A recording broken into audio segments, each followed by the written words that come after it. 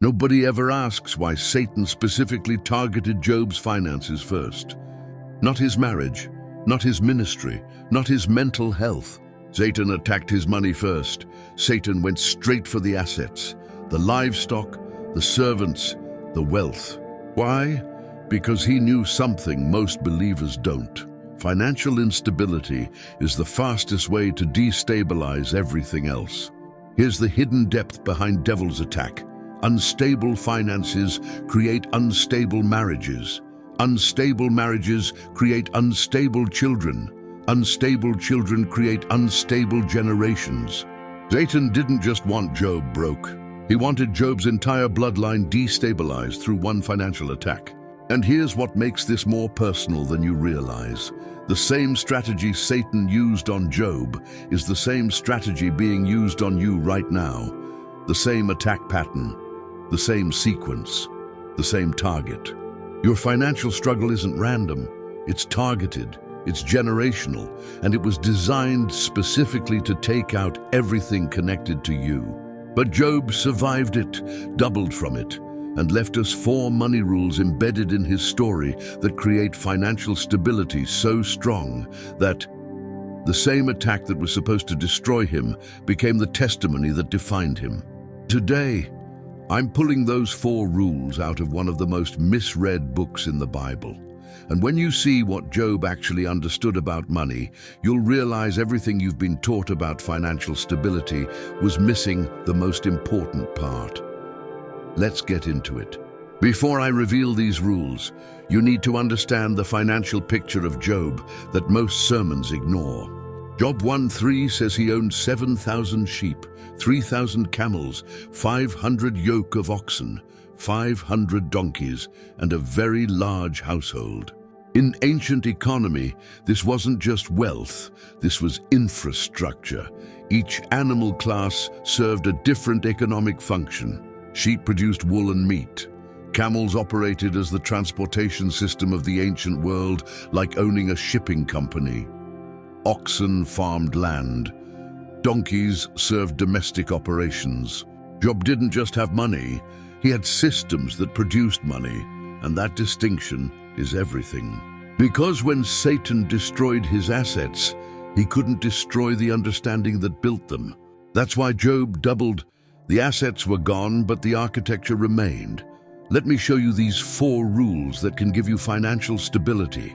Rule number 1, never let your financial struggles sever your relationship with the one who funds it. Satan always attacks your finances at the point where your trust in God is weakest, and Job proved that worship is the only financial shield that works. When Satan came before God about Job, God said, "Have you considered my servant Job?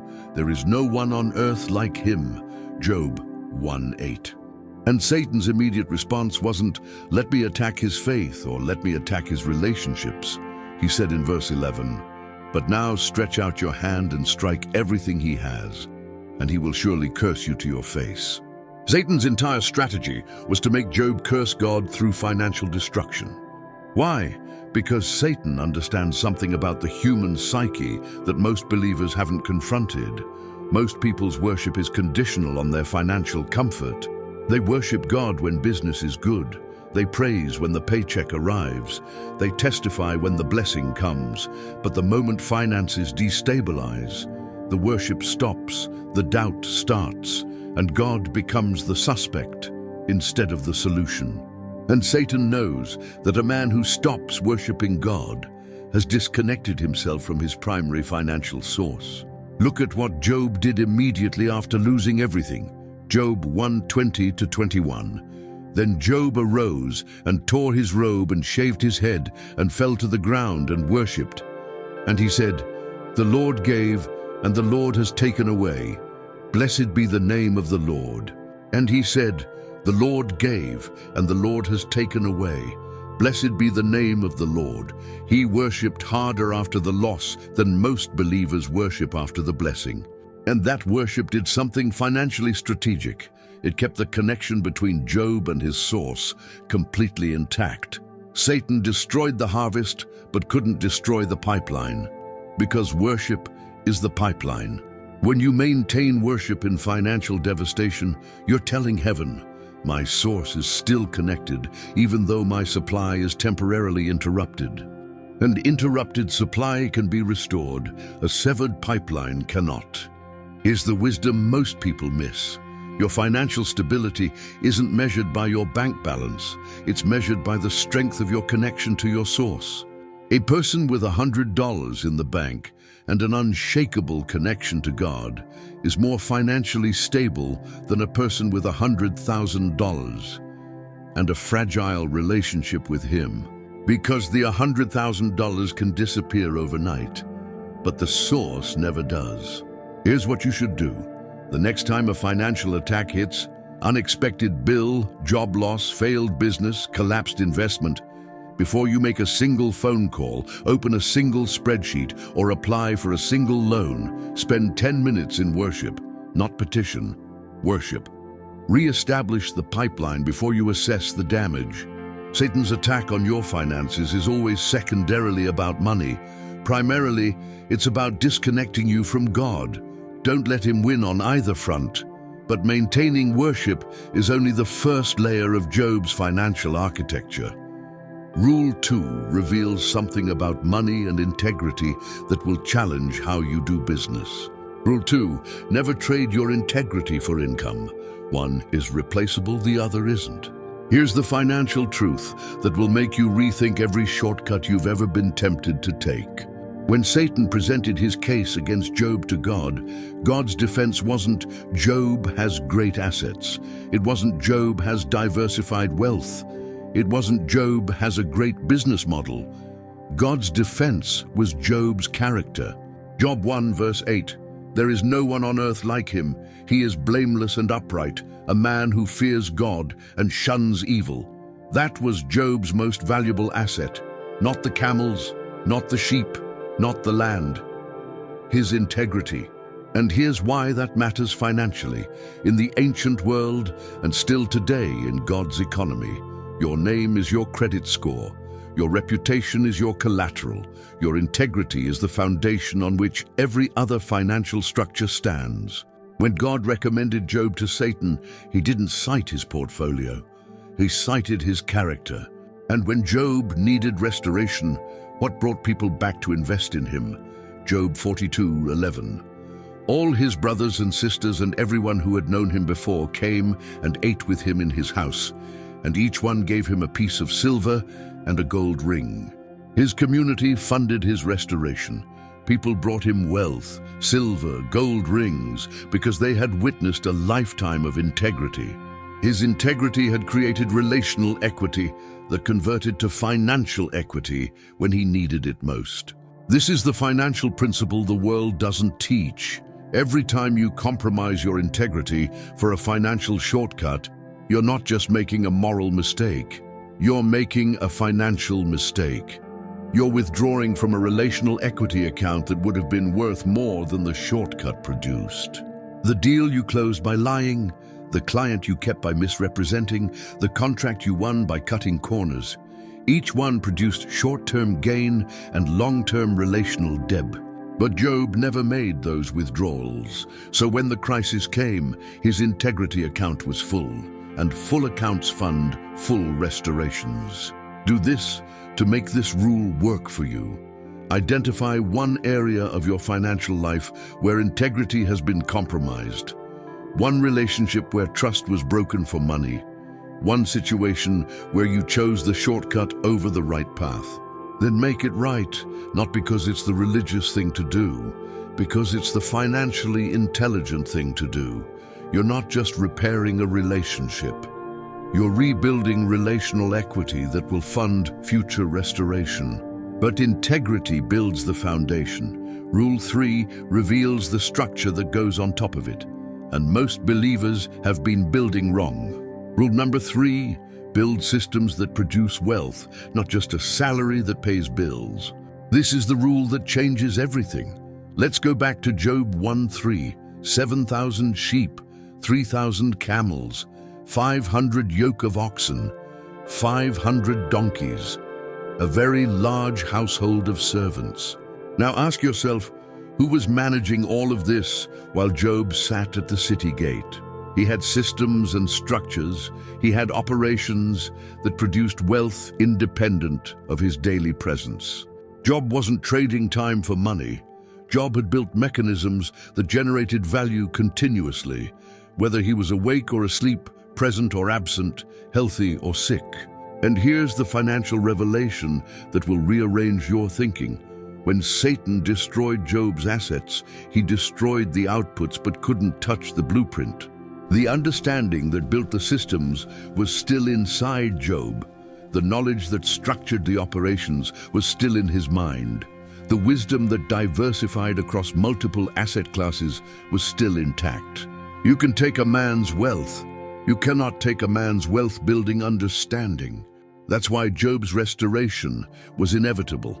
Not just because God is good, but because Job still possessed the intelligence that made prosperity his natural state.